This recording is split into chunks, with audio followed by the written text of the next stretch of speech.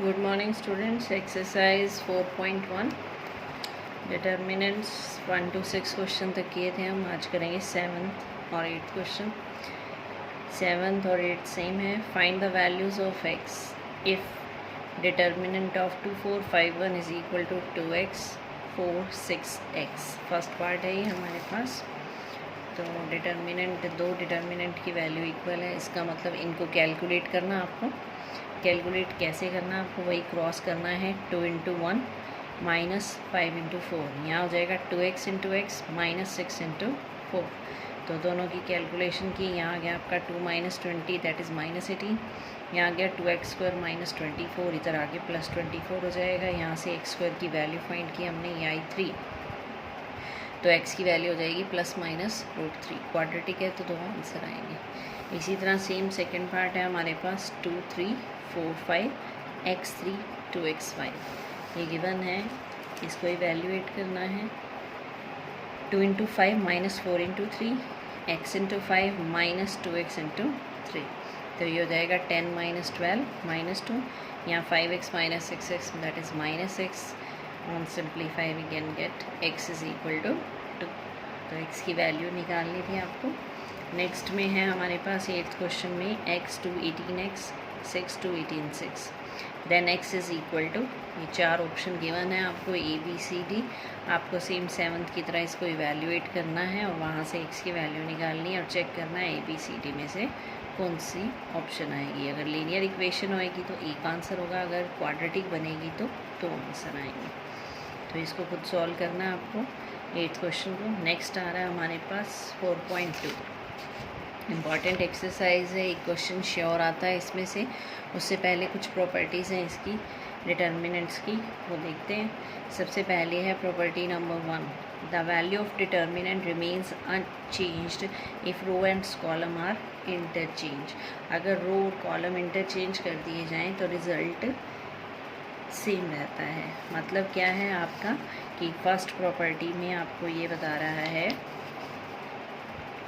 कि अगर आप कोई भी डिटर्मिनेंट गिवन है 1 2 3 0 1 0 4 2 0, इसकी वैल्यू निकालें या इसका ट्रांसपोज करें, रो और कॉलम को इंटरचेंज कर दें, यानी फर्स्ट जो रो है वो फर्स्ट कॉलम बन जाए 0 1 0 4 2 0, सेकेंड रो सेकेंड कॉलम बन जाए।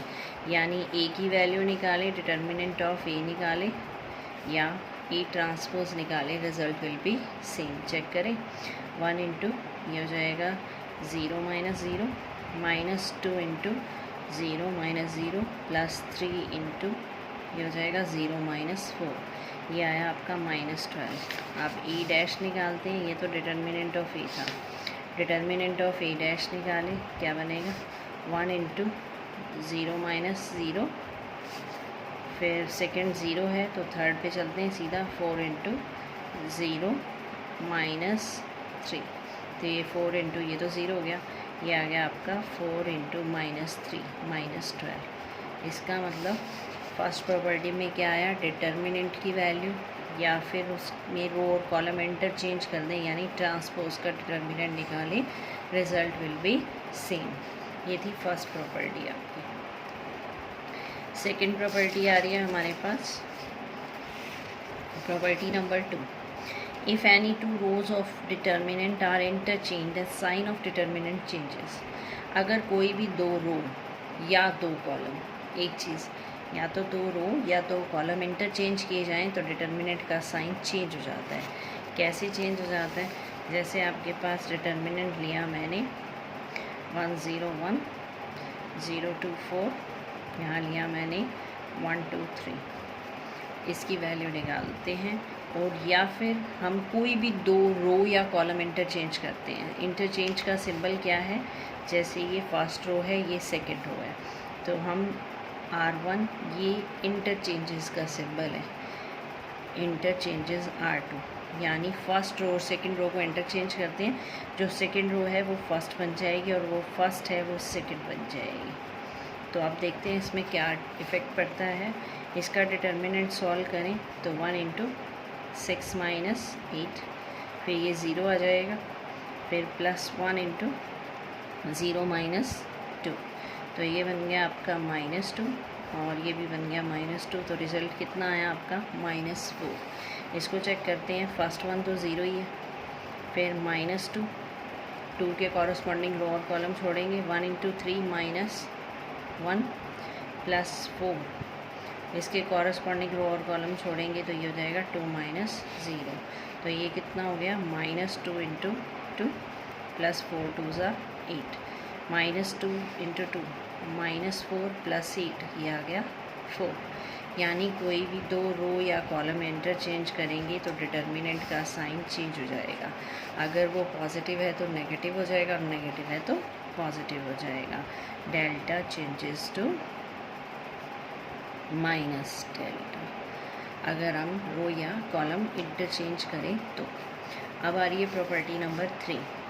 ये इंटरचेंज का सिंबल दिया हुआ है, we can denote interchanging of rows RI interchanging RJ, और कॉलम में ऐसे CI इंटरचेंजेस CJ। तो ये इंटरचेंज का सिंबल है। नेक्स्ट आ रहा है हमारे पास प्रॉपर्टी नंबर 3। क्या है इसमें, इफ़ एनी टू रोज और columns of a determinant are identical. Identical का मतलब क्या होता है, same, then the value of determinant is 0। कोई भी दो रो या कॉलम अगर उसके एलिमेंट्स सेम हैं, आइडेंटिकल हैं, तो डिटर्मिनेंट की वैल्यू 0 हो जाएगी। यानी आपको कैलकुलेट नहीं करना, ये प्रॉपर्टी है। अभी एक बार कैलकुलेट करके दिखा रही हूँ मैं कि कैसे 0 होगा। तो ये आई आपकी प्रॉपर्टी नंबर 3। प्रॉपर्टी नंबर 3 में क्या कह रहा है, जैसे ये लिया मैंने 1 to 1, ये भी ले लिया 1 to 1, यहाँ कुछ भी डाल दो 0 2 3। यानी ये कहने का मतलब क्या है, फर्स्ट कॉलम और थर्ड कॉलम यहाँ सेम है तो इसका रिज़ल्ट 0 आएगा। अब चेक करते हैं, फर्स्ट 1 × ये हो जाएगा 2 - 6, फिर ये 0 है, थर्ड वन ले लेते हैं 1, ये हो जाएगा 6 - 2। 2 - 6 कितना हो गया हमारे पास, -4, ये 0 था, 6 - 2 कितना हो गया, +4, रिज़ल्ट इज़ 0। यानी कोई भी दो रो या ये कॉलम आइडेंटिकल है, इसी तरह अगर कोई भी रो आइडेंटिकल हो जाए, जैसे सपोज़ यहाँ मैंने लिया 2 3 4, थर्ड ले लिया 2 3 4, यहाँ ले लिया 1 2 3, अगर यहाँ पर फर्स्ट रो और थर्ड रो सेम है, आइडेंटिकल हैं, तो भी इसका डायरेक्ट रिज़ल्ट हम 0 कर सकते हैं। ये प्रॉपर्टी है हमारी, क्योंकि वैल्यूएशन करके हमने भी प्रूव किया है कि इसका रिज़ल्ट 0 ही आएगा। ये थी प्रॉपर्टी नंबर 3। अब आ रही है property number 4। Each element of a row और column of a determinant is multiplied by a constant k, then its value gets multiplied by k। इसका मतलब क्या है, कोई भी एक रो या कॉलम के एलिमेंट्स को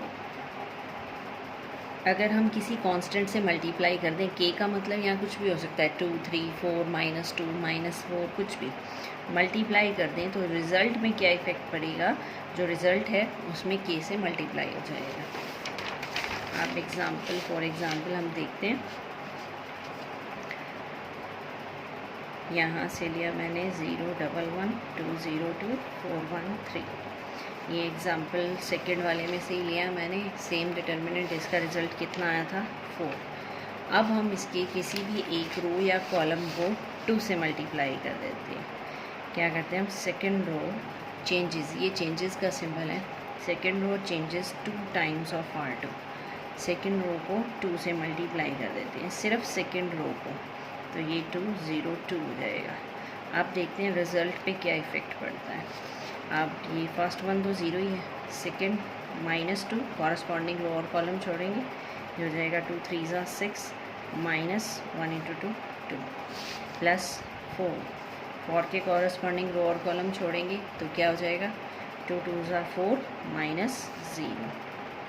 तो रिज़ल्ट क्या आ गया, 6 - 2 4, 4 × 2 8, यहाँ 4 4 ज़ा 16, 16 - 8 is 8, that means it is 2 × 4, or we can say 2 times of delta। तो ये जो आपने डेल्टा निकाला था, यहाँ पर डेल्टा मीन्स कोई भी डिटर्मिनेंट ए लिख सकते हैं आप, बी सी डी कुछ भी। तो डेल्टा की वैल्यू थी 4, और किसी भी रो या कॉलम को अगर किसी कांस्टेंट से मल्टीप्लाई किया जाता है तो रिज़ल्ट में क्या होगा, उसका रिज़ल्ट उतने ही टाइम्स हो जाएगा, 2 टाइम्स ऑफ डेल्टा। अगर यहाँ 3 से मल्टीप्लाई करते तो आंसर 3 से मल्टीप्लाई हो जाता। ये थी property number 4। By this property we can take out any common factor from any row और कॉलम। इसमें हमने मल्टीप्लाई किया है, हम कॉमन भी निकाल सकते हैं। अगर किसी में कुछ कॉमन आ रहा है तो कॉमन भी ले सकते हैं। If corresponding elements of 2 rows और columns are proportional then its value is 0। Proportional का मतलब क्या है, रेशो सेम है। जैसे यहाँ A1 A2 A3 दे दिया, यहाँ k times of A1 A2 A3 दे दिया, तो इसमें से अगर हम k कॉमन निकाल लें, k बाहर आ जाए, तो ये क्या बन जाएगा, A1 A2 A3। तो यहाँ आपकी थर्ड प्रॉपर्टी लग जाएगी कि फर्स्ट रो और थर्ड रो आइडेंटिकल हो जाएंगी, रिजल्ट डायरेक्ट क्या हो जाएगा, 0। ये एग्जाम्पल से क्लियर हो जाएगा बहुत अच्छे से।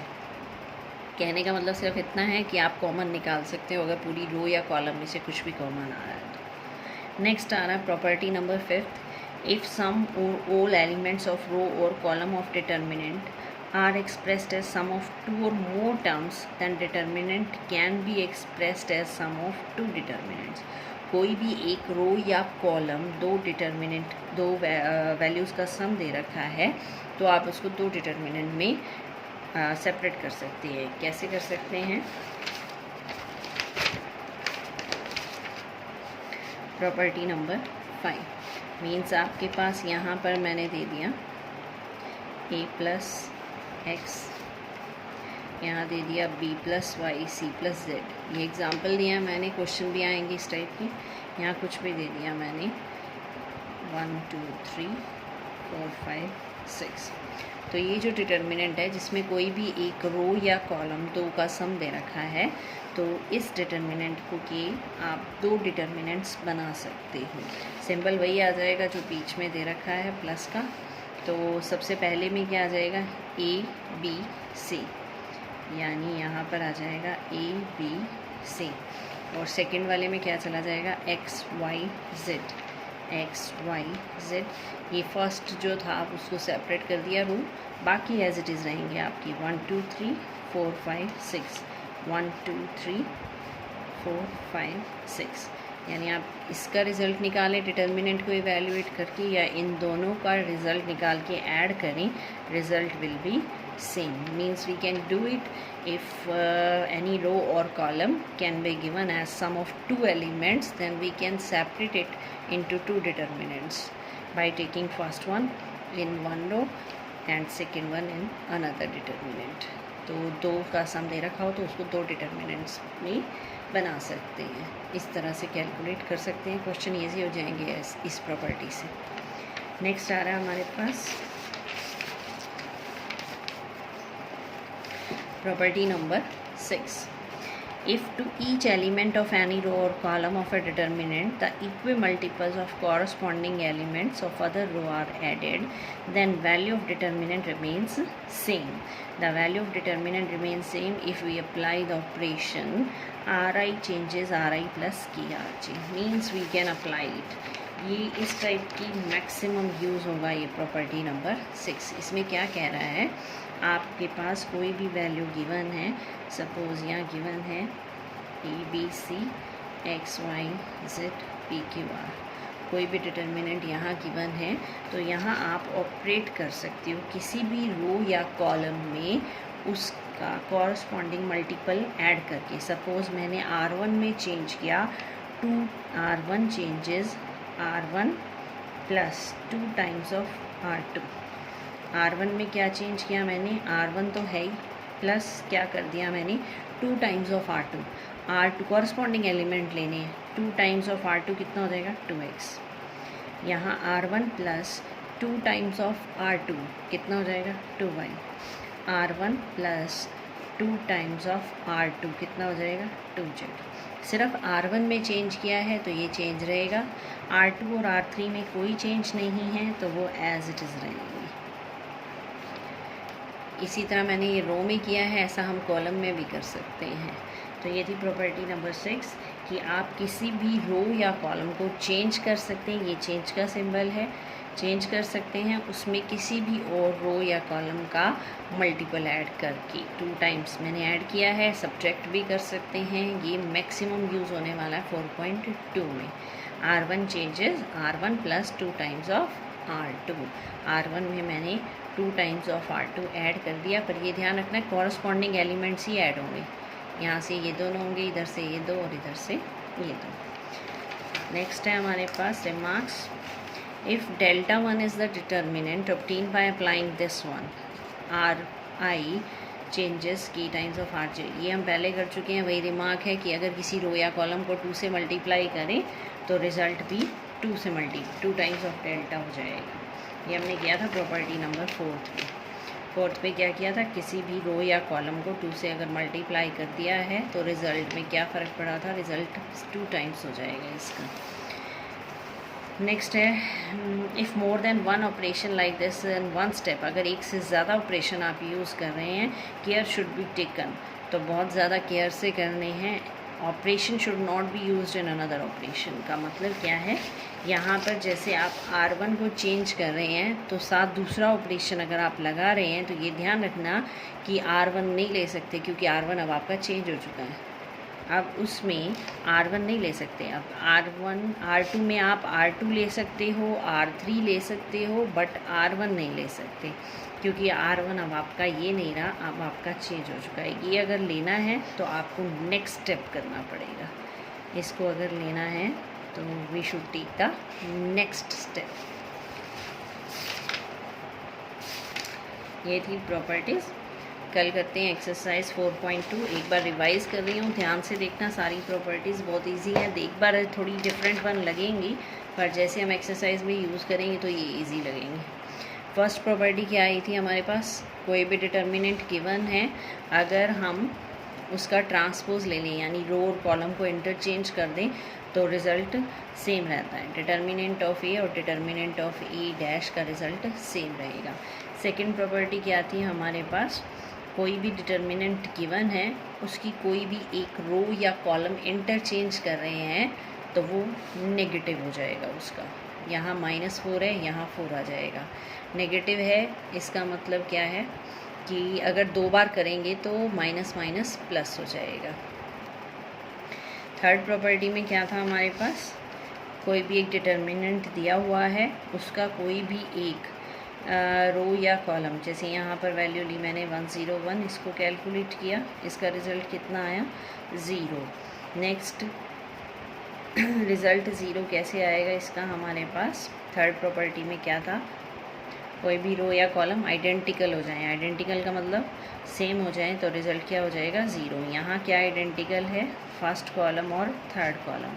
यहाँ क्या आइडेंटिकल है, फर्स्ट रो और थर्ड रो, रिज़ल्ट 0 डायरेक्ट लिख सकते हैं। फोर्थ में क्या था हमारे पास, कोई भी डेल्टा दे रखा है, उसकी किसी भी रो या कॉलम को जिससे भी मल्टीप्लाई करेंगे रिज़ल्ट में उसी से मल्टीप्लिकेशन हो जाएगी। जैसे यहाँ 4 आ रहा था तो अब 2 × 4 8 आएगा इसमें। प्रॉपर्टी नंबर 5 में था हमारे पास, कोई भी रो या कॉलम अगर 2 का सम दे रखा है तो उसको हम 2 डिटर्मिनेंट्स में चेंज कर सकते हैं। सिर्फ ये वाला 2 पार्ट्स में डिवाइड हो जाएगा, सेकंड और third row as it is रहेंगे। सिक्स्थ में क्या था हमारे पास, कोई भी रो या कॉलम को चेंज कर सकते हैं, उसमें किसी अनदर रो का मल्टीपल ऐड या सब्ट्रैक्ट करके। तो इनको अच्छे से रिवाइज़ करना। कल एक्सरसाइज करते हैं 4.2। Thank you.